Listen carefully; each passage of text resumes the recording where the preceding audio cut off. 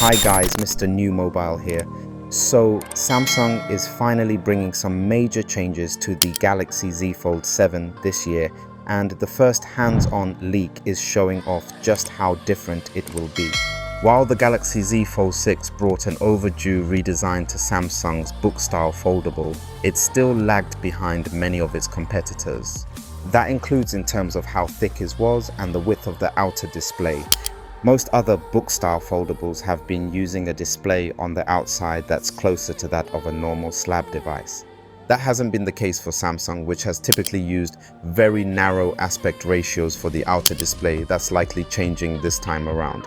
It's no secret that Samsung is going for a different aspect ratio on the Galaxy Z Fold 7 with a much wider outer display. A new image of the Galaxy Z Fold 7 shows the back of the foldable with a much wider design compared to the Fold 6. The cameras also seem much larger. Meanwhile, Mrnewmobile has obtained KD files of the Galaxy Z Fold 7 showing exactly how thick the device is. When opened, it measures in at 54mm, while it measures 9mm when folded.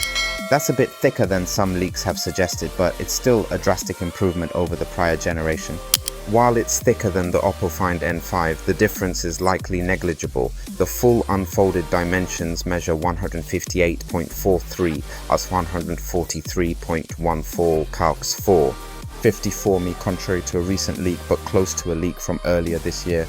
The same report also includes dimensions for the Galaxy Z Flip 7, with the flip phone measuring 166.61 75.23 x 6.84mm when unfolded. The report also mentions 94mm thickness being identical to Flip 6, suggesting that the 6.84mm thickness is a typo.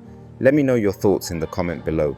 That is it guys. If you are new here, please subscribe and turn on the notification bell, and I will catch you on the next one. Peace out.